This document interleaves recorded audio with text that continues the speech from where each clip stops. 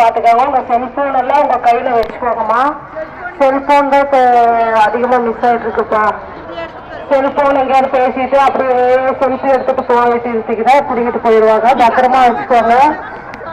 நகையெல்லாம் சேர்த்து